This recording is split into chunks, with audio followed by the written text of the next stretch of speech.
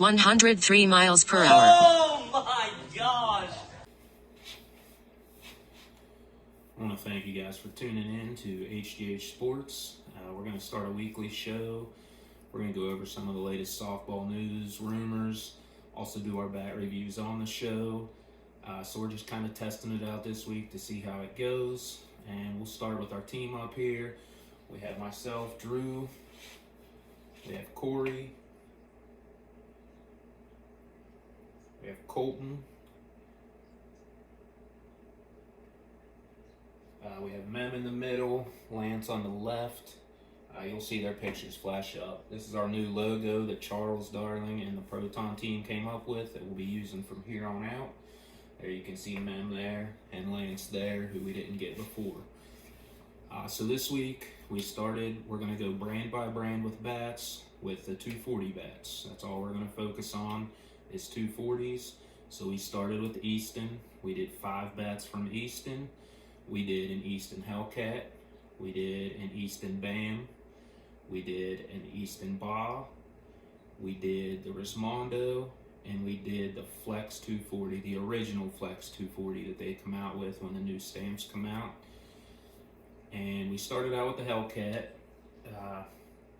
The Hellcat 220 was one of my favorite bats of all time. So I knew that the 240s weren't really up to par. Wasn't expecting real high speeds. We're using the NXT spinners now from Tattoo because Short Porch no longer makes the Ghost Ball. So we're trying to track some down because they did send us all those out and sponsor us. So we're still trying to find some. But for now, we're using the NXT spinners from Tattoo. We've been getting good feedback off of those, consistent speeds for hit after hit. So they really aren't changing a whole lot. So we're going to keep testing those and see how they continue to output. But going back to the Hellcat, that's what we started with. I think the highest speed for the Hellcat was 90 miles per hour. And that was from, I believe me and Lance both hit 90 with the Hellcat. Just wasn't there, didn't feel that great. The feedback was good off of it. It had a big sweet spot. The speeds were consistent, but 90 just wasn't there. So moving on, and I'll have pictures of these bats up here on the video as well. Moving on, we did the Easton Bam. The Bam was putting out speeds of 92, was our max output for that, and I believe that came from Danny. So 92 was a little bit step up from the Hellcat.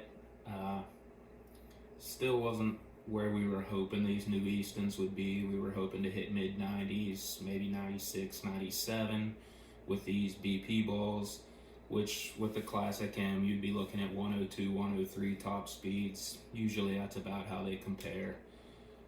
Third, we did the Easton Ba. Now this is a 27 ounce bat. It's a 12 3/4 inch barrel. It is loaded. 27 ounce, a little bit heavier than we're all used to, but we went ahead and tried it anyways. The fastest speeds we could get with this, I believe, was 91 was the top speed. It might have only been 90. I'll have the videos up here so we'll be able to tell for sure. Same as the Hellcat, same as the Bam. Just, it was consistent speeds, but just wasn't putting out those high numbers. The fourth bat we tested was the Rismondo. Everybody always hears great things about the Rismondo. This is a 26.5 ounce bat, 12.5 inch barrel. This was the top speed of the night, but still only 93 mile per hour from Danny. He put that number out.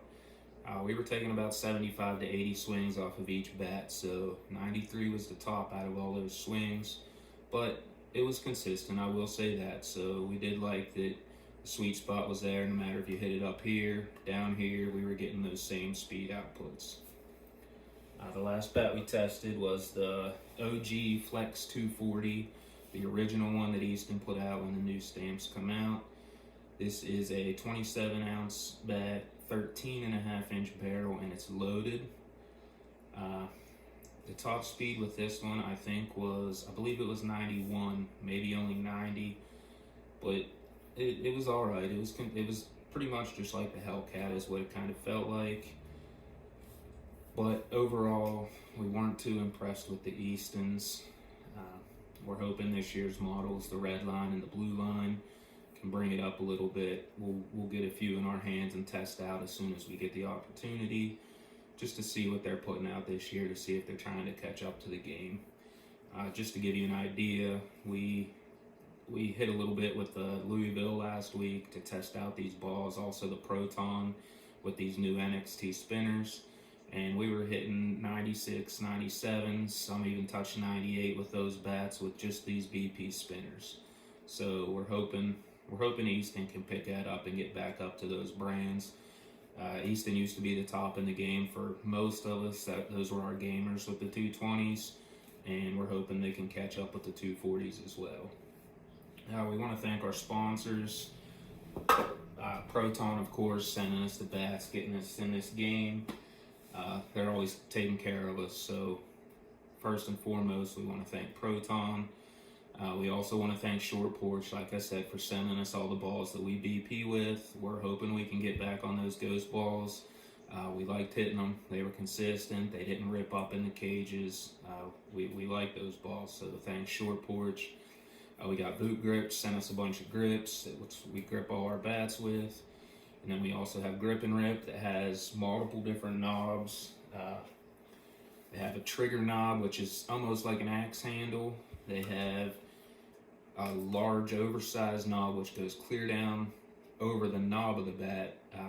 Pretty good grip, real comfortable. And they have just your regular ones that go above the knob and down.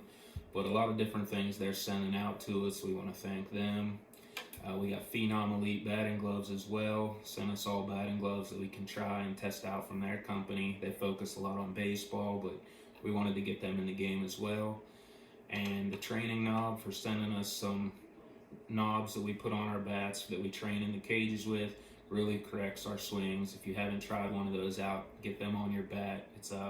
We have a 12 ounce and an 18 ounce knob that we put on the end of our bats, and it really gets our hands inside the ball when we're swinging. So check those out if you get the chance.